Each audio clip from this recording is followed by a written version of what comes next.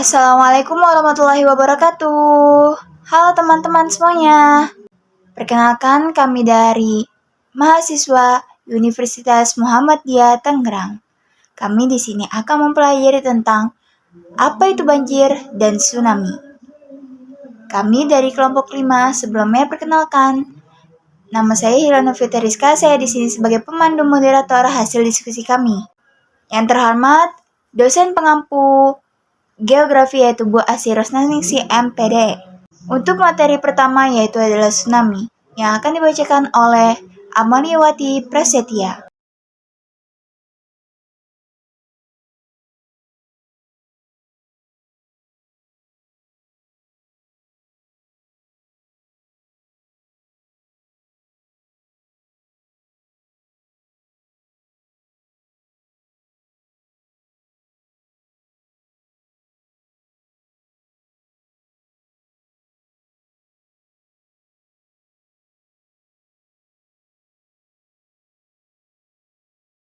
Bab 2 Pembahasan. Pengertian banjir.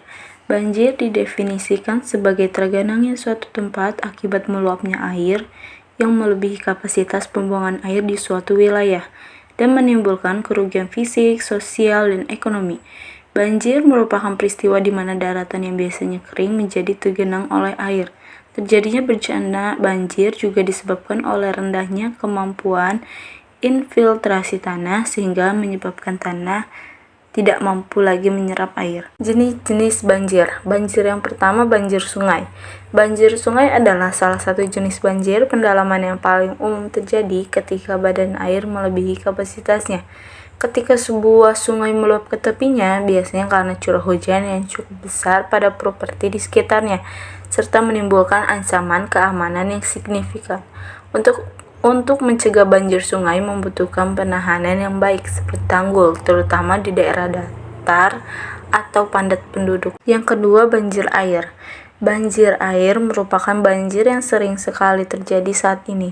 Penyebab banjir ini adalah kondisi air yang meluap di beberapa tempat, seperti sungai, danau, maupun selokan. Meluapnya air dari tempat-tempat tersebut yang biasanya menjadi tempat penampungan dan sirkulasinya membuat daratan yang ada di sekitarnya akan tergenang air. Banjir ini biasanya terjadi karena hujan yang begitu lama sehingga sungai, danau, maupun selokan tidak lagi cukup untuk menampung semua air hujan tersebut. Yang ketiga, banjir cilincang. Banjir ini sebenarnya hampir sama dengan banjir air. Tetapi banjir cilincang ini terjadi karena hujan yang deras dengan debit atau aliran air yang begitu besar. Sedemikian hingga air hujan yang sangat banyak ini tidak mampu mengalir melalui saluran air atau drainase sehingga air pun meluap dan menggenangi daratan. 4. Banjir rob, laut pasang. Banjir laut pasang atau dikenal dengan sebutan banjir rob merupakan jenis banjir yang disebabkan oleh naiknya atau pasangnya air laut sehingga menuju ke daratan sekitarnya. Banjir jenis ini biasanya sering menimpa pemukiman, bahkan kota-kota yang berada di pinggir laut, seperti daerah Muara Baru di ibu kota Jakarta. Terjadinya air pasang ini di laut akan menahan aliran air sungai yang seharusnya menuju ke laut, karena tumpukan air sungai tersebutlah yang menyebabkan tanggul jebol dan air menggenangi daratan. 5. Banjir bandang. Banjir bandang merupakan banjir yang tidak hanya membawa air saja, tapi material-material lainnya seperti sampah dan lumpur. Biasanya banjir ini disebabkan karena bendungan air yang jebol, sehingga banjir ini memiliki tingkat bahaya yang lebih tinggi daripada banjir air. 6. Banjir lahar. Banjir lahar merupakan jenis banjir yang disebabkan oleh lahar Gunung Merapi yang masih aktif saat mengalami erupsi atau meletus. Dari proses erupsi inilah nantinya gunung akan mengeluarkan lahar dingin yang akan menyebar ke lingkungan sekitarnya. Air dalam sungai akan mengalami pendangkalan sehingga juga akan ikut meluap merendam daratan. 7. Banjir lumpur. Banjir ini merupakan jenis banjir yang disebabkan oleh lumpur. Salah satu contoh identik yang masih terjadi sampai saat ini adalah banjir lumpur Lapindo di Sidoarjo, Jawa Timur. Banjir lumpur ini hampir menyerupai banjir bandang, tetapi lebih disebabkan karena keluarnya lumpur dari dalam bumi yang kemudian mengenai daratan.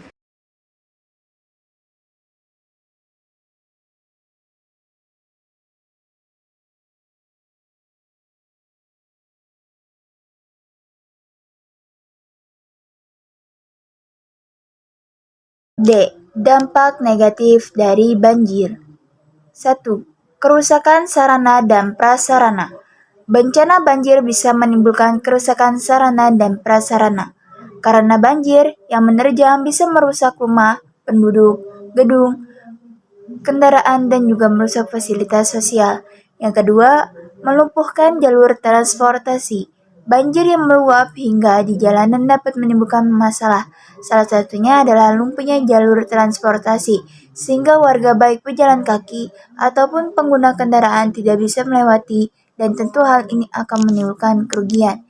Yang ketiga, pencemaran lingkungan.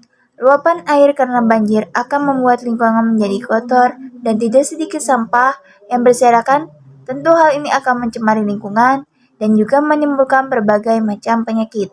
Keempat, pemicu tanah longsor. Semakin deras hujan turun, maka semakin tinggi air banjir yang menyebabkan tanah dan jalanan terkikis dan dapat menjadi longsor.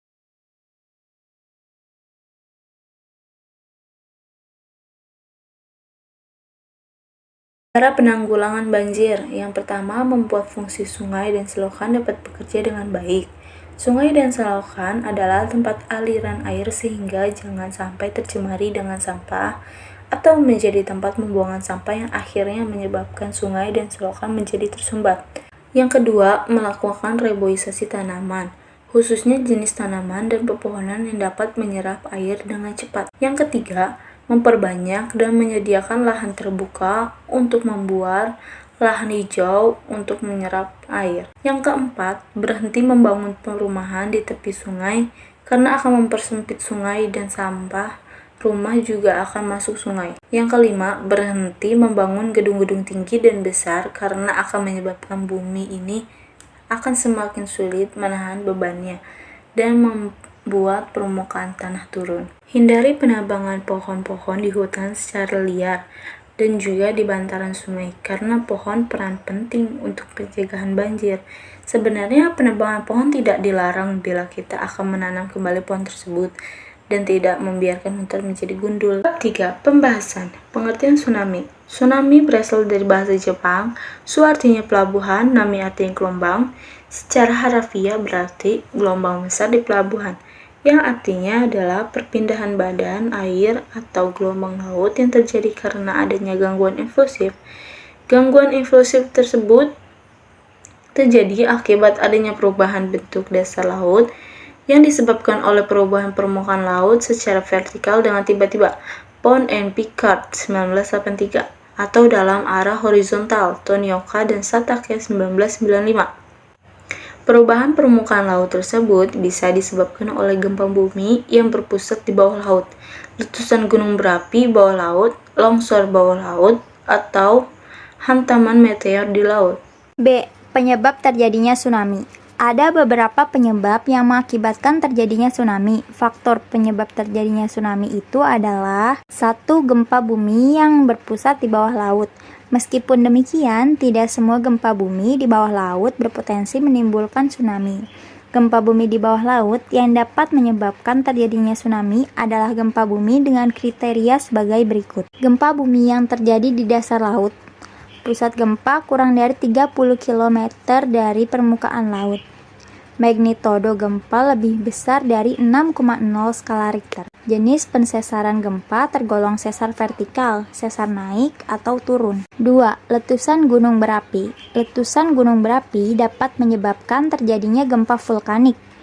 Tsunami besar yang terjadi pada tahun 1883 adalah akibat meletusnya Gunung Krakatau yang berada di Selat Sunda. Meletusnya Gunung Tambora di Nusa Tenggara Barat pada tanggal 10 sampai 11 April 1815 juga memicu terjadinya tsunami yang melanda Jawa Timur dan Maluku. Indonesia sebagai negara kepulauan yang berada di wilayah Ring of Fire, Sabuk Merapi.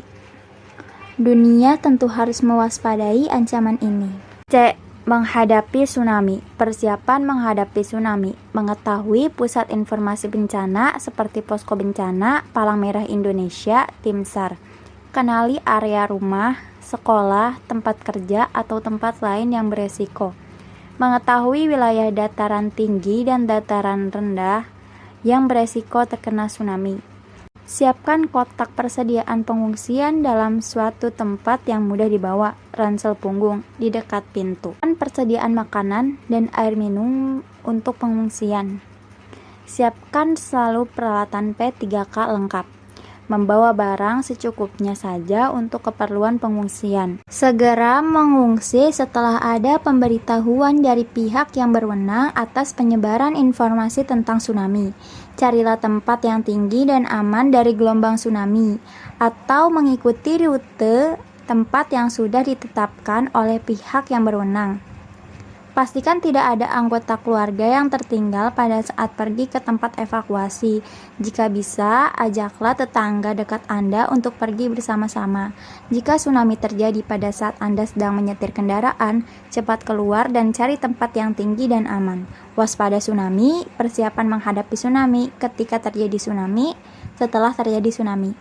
Periksa kesediaan makanan. Makanan apapun yang terkena air mungkin sudah tercemar dan harus dibuang. Memberikan bantuan kepada korban luka-luka, berikan bantuan P3K, dan panggil bantuan. Jangan pindahkan orang yang terluka kecuali yang luka serius. D. Cara penanggulangan tsunami.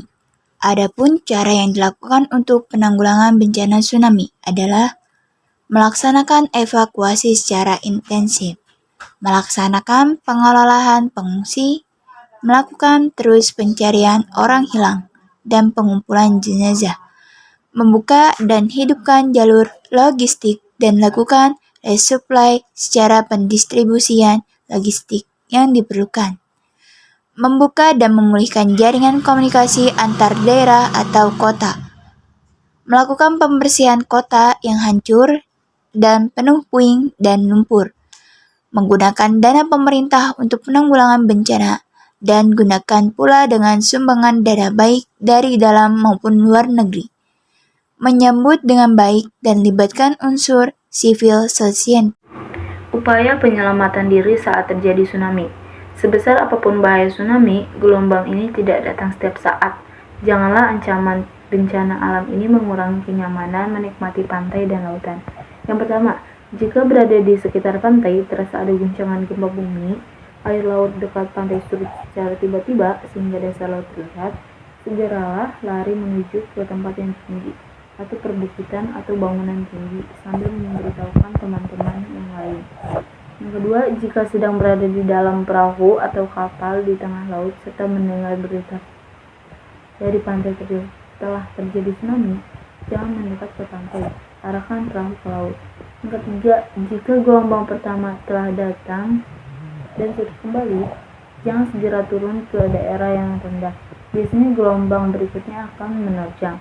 27 Agustus 1883, letusan Gunung Krakatau memicu terjadinya tsunami yang menenggelamkan 36.000 orang Indonesia yang berada di Pulau Jawa bagian barat dan utara Sumatera.